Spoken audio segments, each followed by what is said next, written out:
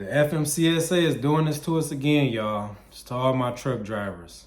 As of November 18, 2024, it's going to be more than 170,000 CDL holders placed on suspension, and license will be revoked after that day.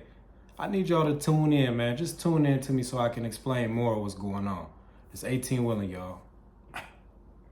Cooking soda, babe.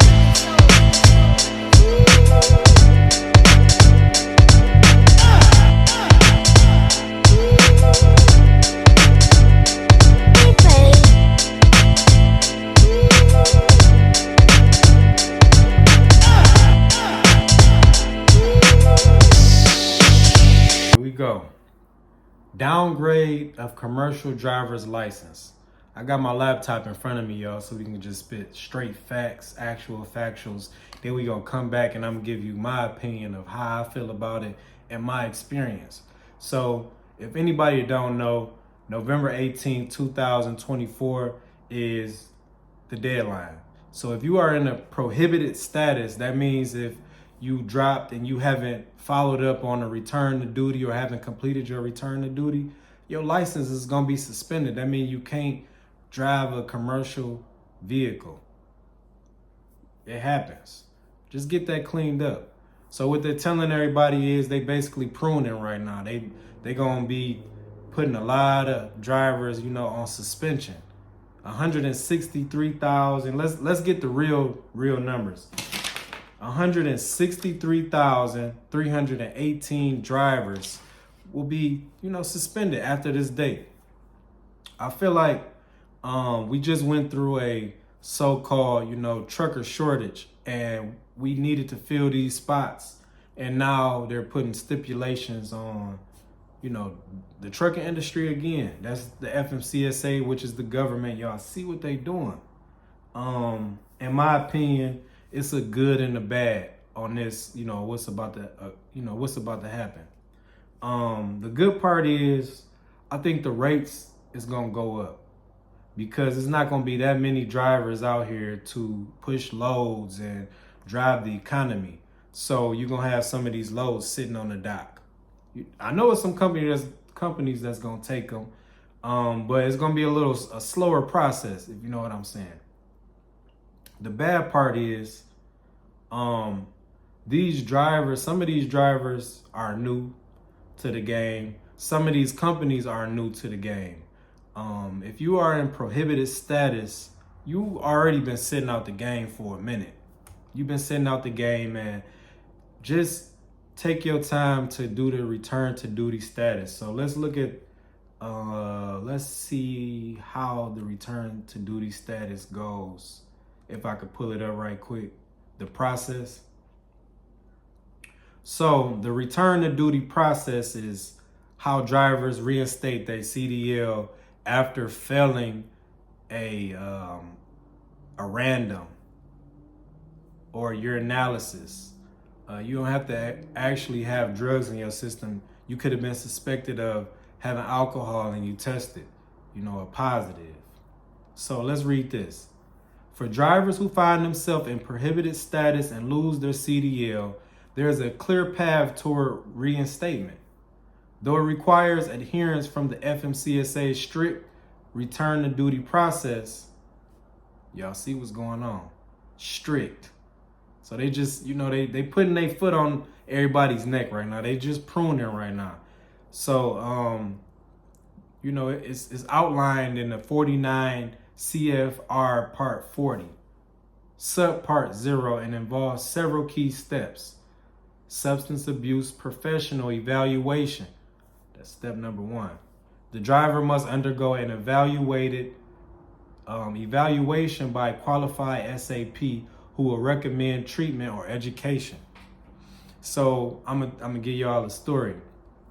You always want to take the story from somebody who actually experienced what you're about to go through, right?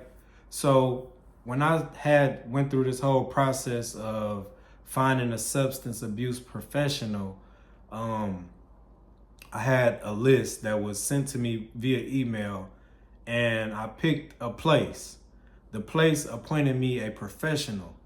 So The professional, we went through all of this stuff about, what did I do and stuff like that, which I'm gonna keep it real with y'all. I was so stubborn to the whole process. I was just trying to get it over.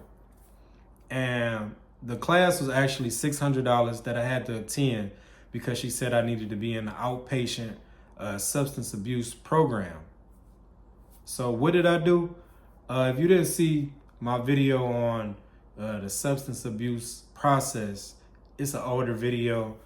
You guys have been showing me a lot of love. That's my 18-wheeler family. I love y'all to death. Just a lot of love on that video because a lot of people they relate to this experience. I'm not the only person who took synthetic urine, the quick fix. I ain't the only person who did that. Took it in there and it was at the wrong temperature. I had to be high when I went in there and did that. But it is what it is, man. You live and you learn. But that process for me was a life-changing process because I didn't admit to a lot of things that I was doing behind closed doors. And all of that stuff came in, it came in front. We would call it, it came front line when we had to address those issues. And I held accountability for, everything that I was accountable for. So let's just follow up. So the next step, which is step 2, is the treatment or education program. As I said, I went through treatment. And I also went through a program that educated me about substances and what they can do to the mind, and what they can do to your everything. So the next thing is when you follow up, when you're going through these classes, you have to do a follow-up testing, which is random testing throughout the whole program. So they're going to be testing y'all randomly. If you're in the program or not, you're going to get tested randomly. Even after the program, you're going to get tested randomly for a 20-month, 24 months, or 60 months. However long they put you on, that's how long you're going to get tested for. Once you do that, clearinghouse status will update. They will update you not prohibited. So this is a long, drawn-out process, man. It's a return to duty process. Once you finish this process, you good. But they saying right now, that you need to do this and you need to do it as soon as possible. But the thing is, when they get everybody in these classes and stuff, it's more money for them.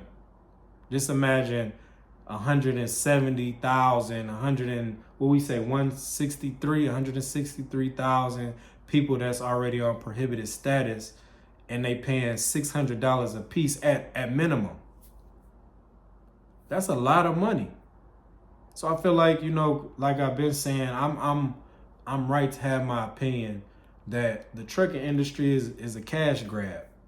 They know that you want your CDL, and they know that you will do anything to have your CDL and maintain your CDL and possess your CDL. So what do? To be the catalyst, guess what we gonna do, y'all? November 18th, 2024, all y'all asses is suspended or you pay that money. So this your boy 18-wheeler, man. Look, if you like my video, follow me, subscribe if you're not subscribing. In the comments, let me know how you feel about this whole return to duty process and everything that's about to transpire November 18th. And guess what? I need you to share. I need you to comment. And last but not least, man, I need you to subscribe. I love y'all, man. It's your boy 18-wheeler, and we out of here.